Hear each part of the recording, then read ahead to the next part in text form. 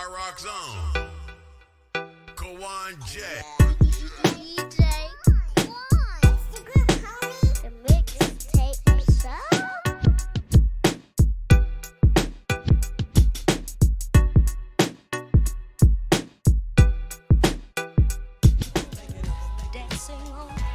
All right. Welcome back to the Mixtape Show. We are live here in the Mixtape Show pregame. We got the legend in the building. Goes by the name of YZ. Gonna be chopping it up with the brother, man. First and foremost, my brother, appreciate you calling in, man. How you doing tonight, man? Man, I'm actually doing very well, and thanks for having me. I can't complain about anything. I'm alive and healthy, so I have nothing to gripe about. Not that I would gripe anyway, but I don't have anything to gripe about. I hear that, my brother. I hear that, man. We just played a little bit of that joint, Thinking of a Master Plan. That was definitely one of the joints I came up listening to that struck to me. Right around the time where I like to tell people that's when I got my music maturity, where I was really listening to the lyrics, listening to the tunes, and it really, really resonated with me.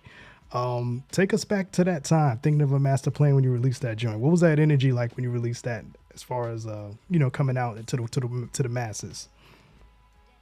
Well, there's two parts to that song. Mm-hmm. When we first put that song out, I put it out on my independent label. It was a B-side to a record called In Control of Things. Mm-hmm.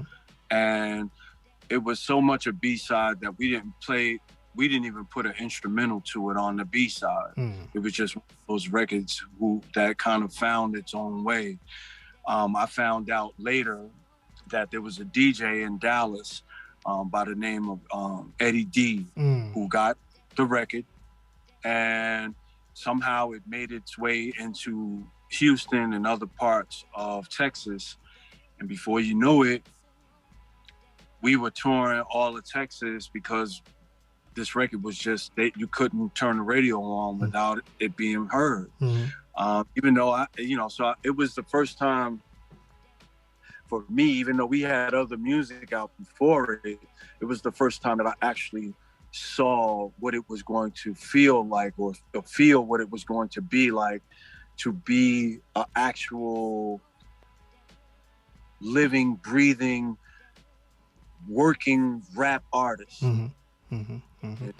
So it was a very good time for me, or at least a very eye-opening time, a very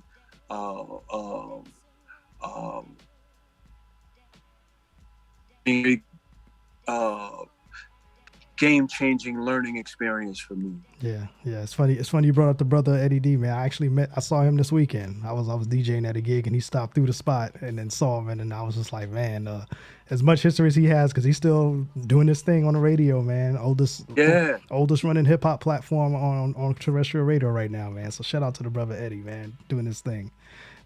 I didn't even know Eddie D was the person who actually did it. I just met him for the first time 4 years ago, maybe. And when the story came out, I was just like, how is it that I'm just meeting you now? Yeah. You feel me? Yeah. But I owe the brother a great debt of gratitude. And he opened the door for me, and I didn't even know it. Yeah. The times were a little bit different back then for our listeners out there who were not pre-internet. When those vinyls flew out there, you didn't know where those things landed half the time. You know what I'm saying? And now it's a little bit easier now because you can track all that stuff with the streams and all that stuff with the numbers and all that. But yeah, it was a different era back then, man. When those records left the building, right? So talk about. No, go ahead. You were saying talk about what? No, I was gonna say let's talk about because you mentioned earlier being independent. So you were kind of doing the independent thing before the independent thing was really cool. You know what I'm saying? We were doing the independent thing before we even knew what an independent thing was. So because you had your own label initially, right? It was your own thing. I had my own label. I had a production company before that. With a guy named Tony D. We had Two Tone Productions, and then I had a label, on half a label called Diversity. Mm-hmm. you know, we didn't get a chance to put their music out, but the first group that signed to Diversity outside of, well, I never signed to Diversity, but the first group and that signed to Diversity was Poor Righteous Teachers. And, so that was a blessing in itself, just to be, you know, part of, you know, or them be a part of my history, you know, well, you know, it's you know, I've been blessed, man. I've been able to be a part of the game from a very, very young age, where a lot of peers, you know, who are still friends with me now, I was able to help jumpstart or at least be a part of a lot of their lives, and I'm grateful for it. Yeah, and how does that make you feel? Kind of being lurking in the backgrounds, kind of giving the guidance and the push. Is that something that you enjoy doing? Huh? I said, do you enjoy that kind of being in the background and doing that? To be honest with you, that's really who I am. I prefer. All right, I never really wanted to be the rapper. I always loved the culture of music. I always loved rap music and the culture of rap and hip hop. However, even though I wrote poetry and could rap, I never really wanted to be, I never set out to be the rapper. To me, when we did that project, it was kind of by mistake. And then when I realized there was a business behind it, I was just like, okay, I'm gonna use this to get to this. I'm gonna use point A to get to point B. And if I gotta rap to get people to come to me to pay attention so I can put other people on, then that's what I'm gonna do. And that's what I did.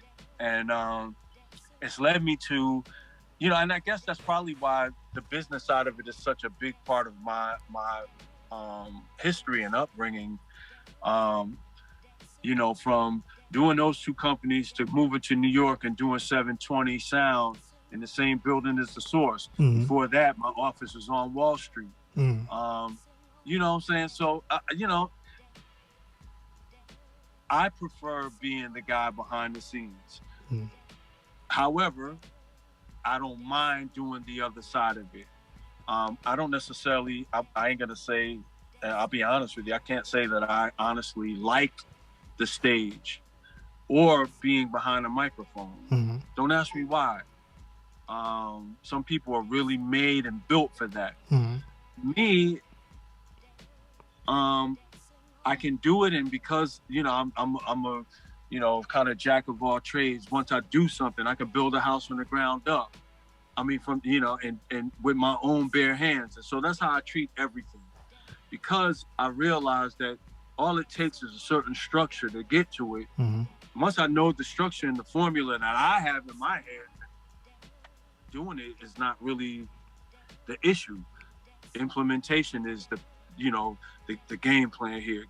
Play chess. Let's make this happen. Yeah. And that's always been my approach to things. Yeah. So you just really good at creating, no matter what it is. Just got to create something. Well, I'll take that. You know, I'll take that if that's how you see it. Yeah. You know, I think everybody is a creator, especially if you got melanin in your skin of any sort.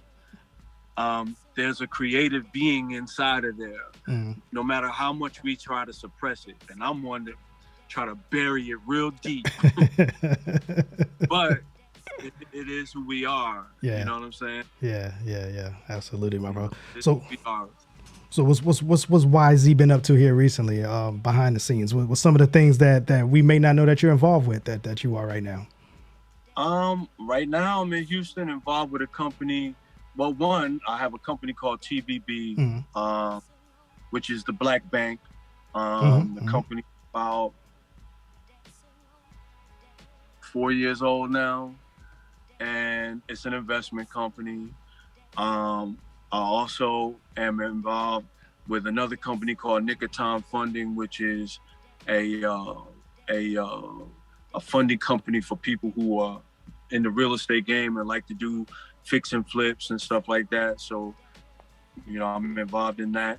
And then I'm also involved in a company called Juice Easy Online, or Juice Easy out of Houston, with a friend of mine. Actually, if you just played Master Plan, that record comes from a record called Sons of the Father. Mm-hmm. If you look at the album cover, there's a guy behind me. That's Bobby, or B-Fine. He and I are together every day making juice, mm-hmm. organic, fresh pressed organic goodness, as we call it, mm-hmm. and selling health to the people, and trying to inspire people to realize that health is the true wealth. Nice. We chase, and I feel like we've been chasing the wrong thing, because somebody put the carrot out here for us to chase it, and we fell for the okie doke, and I'm really trying to help us get off of that string. Yeah. Or at least try to shed some light on that. Definitely. So what I heard you say is basically you're involved with physical health, and you're involved in financial health right now. Oh yeah, I mean, to be honest with you, man,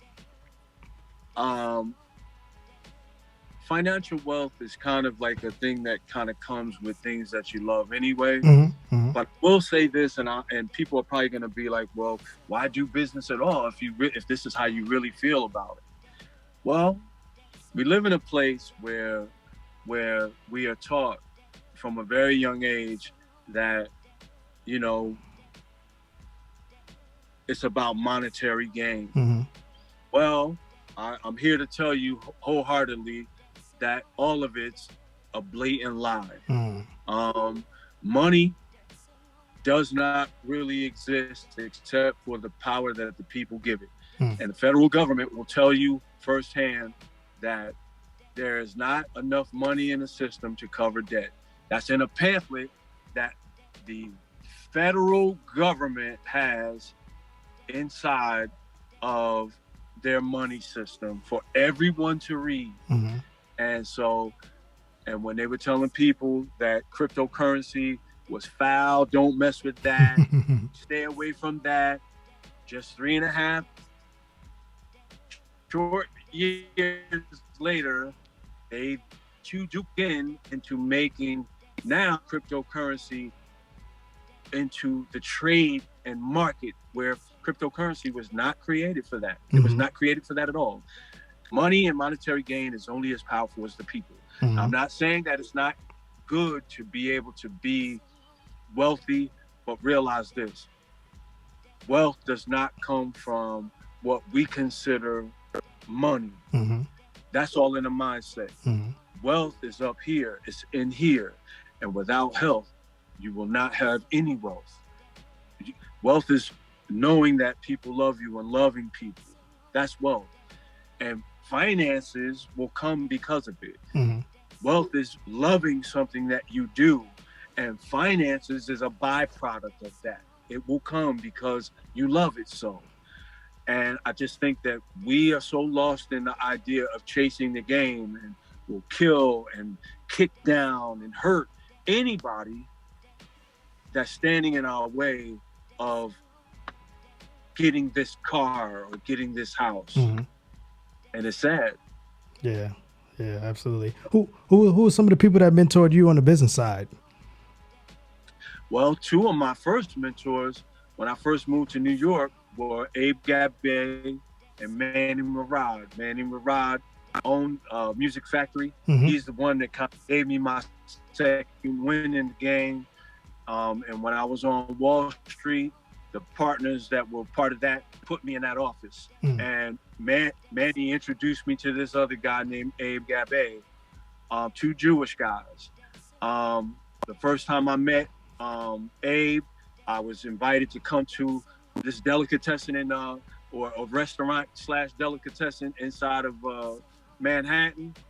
When I got there, the place was closed. Mm. I could see that there was a light on in the back. Mm. So I knocked on the door, and I saw this face look out, went away, and then Manny came and opened up the door and let me in and introduced me to this group of people who were sitting at the table who all happened to be Jewish. Uh-huh. And I was a fly on the wall. He said, sit over there, and I listened. And after the meeting was over, I realized something, that they get together no matter what their differences are, and they pool their ideas and they pool their monies together, and they create wealth within the small system. Mm-hmm. I felt like I was at the quote unquote Last Supper, Mm-hmm. because there's about 12 dudes at this table talking big, major business. Then he introduced me to Abe afterwards. And Abe, and I like to model myself after him. If you've seen him on the street, he could pass you 1,000,000 times. And he was like the invisible man, Mhm. because he was not flashy. But he owned more storefront property than anybody I've ever met in my life. Mm. Brooklyn storefront property on top of that. Mm. And a bunch of homes.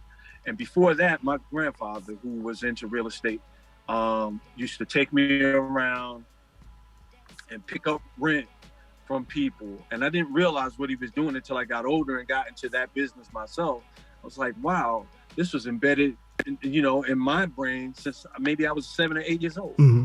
Mm-hmm. Dope. And the last person I have to mention is Pee Wee Kirkland. Mm. Okay. Yeah, Pee Wee Kirkland. For those who just Google him and see what Pee Wee Kirkland's done. Pee Wee Kirkland's a legend, you know what I'm saying, in a lot of different arenas. Yes, he is. They throw that word around with me. I tell people all the time, I am not a legend. Uh-huh. I know some. I'm Yeah. very close. I'm with one right now. He's just in that house right there, Daddy-O, a legend. Uh-huh. Pee Wee Kirkland, a legend. Yeah. To me, Manny Murad, a legend. This man owned the Music Factory, a place where, if it wasn't for places like that, hip hop wouldn't even be what it is. Mm-hmm. Mm-hmm. The DJ had to go buy their records from somewhere. Exactly. Exactly, man. Well, I'll tell you what, man. Why don't you share your social media and share, websites and everything, all your businesses, so we can tap into that. The website is www.juiceeasyonline.com. You can catch me on IG very much lately, almost every day now. Uh-huh. At The Black Bank. I have a Facebook too, but I've never visited, even though everything I think I put on IG goes over there anyway, I think. Mm-hmm. Because I think Facebook owns IG, Instagram anyway. Mm-hmm. I think they probably own TikTok too, probably. But anyway, The Black Bank. If you want to get at me, The Black Bank. If you want to hear some YZ music, just put it in your Google. It's just 2-letter YZ. Or go to Spotify and search YZ, or Apple Music, or Pandora, or wherever you listen to music for free these days. Mm-hmm. Mm-hmm. Does YZ have any new music coming soon? Or you want to work? Are you trying to work on anything? Actually, I work on music. I work on producing music probably every other day. Okay. Sometimes every day, but right now in the moment, probably every other day. I make beats all the time. Actually, I'm really, really, I hate to say this because I'm going to sound like I'm being really cocky right now, but I've become really, really good at it. Yeah, okay. So I make music all the time. I get asked to record all the time. Like I said, I try to shy away from it for the most part, unless it's somebody I know. Mm-hmm. But I get a bunch of people asking YZ for a 12 or 16, or a hook even, or can you come and smile on my record? I'm like, man, go get a legend to do that. I am not that. That's all right, man. Well, I'll tell you what, man. For your businesses, do you have any radio ads or anything like that you currently run on any other platforms? Do you have any radio? Yeah. Do you have any commercials set up or anything, or radio ads? For any of those companies I just mentioned? Yes, sir. Absolutely not. I mean, because social media is everything. All right. Don't get me wrong, though. I am not against putting money in radio ads or putting time in radio. I still think that radio is very important. I actually am part owner of a radio station out of Philadelphia called Heat 100 with Monica, or simply Monica. Her name is Monica Mason, but she goes by simply Monica. So if you go online and look up Heat 100, HEAT 100, it'll come up. Download the app.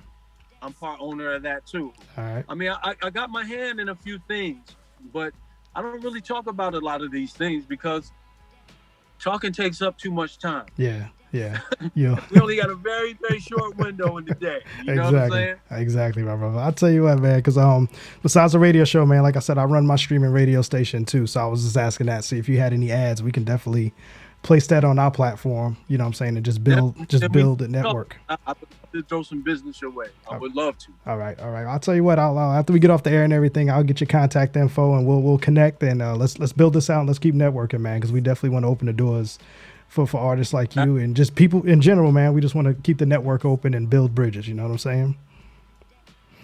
Well, I'm here with Daddy-O now. Maybe you can get him on next. I got him next week. You just broke that news. I'm already moving.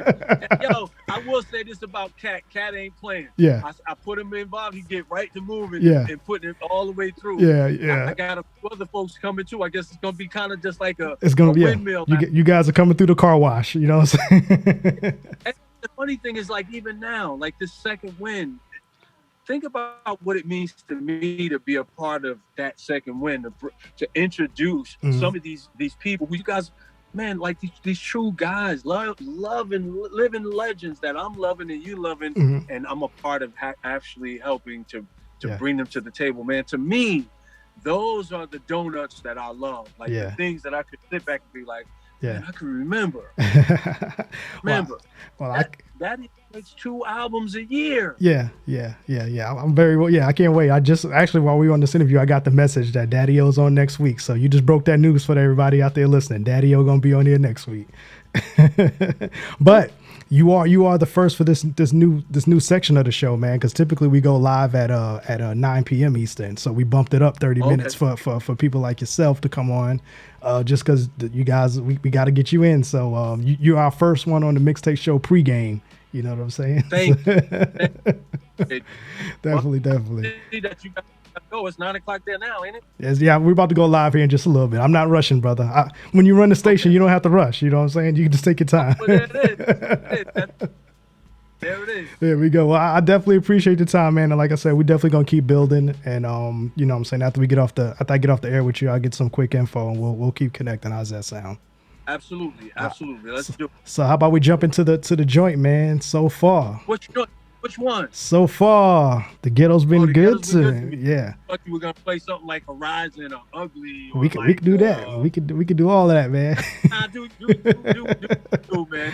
All right, Ghetto's man. been good to me. It's good. All right. Well, we definitely appreciate you, my brother. And like I said, the door's always open. You know what I'm saying? Whenever anything you got going on, you know, reach out to Ange Cat. Let them know you want to come back on the show, and the doors stay open. All right? Thank you. All right, Thank you. Let's get into this so far. We got YZ here, and then after this, we're going to kick off the Mixtape Show. We got a full show for everybody tonight, man. Let's get into this joint. We'll be right back. The Mixtape Show?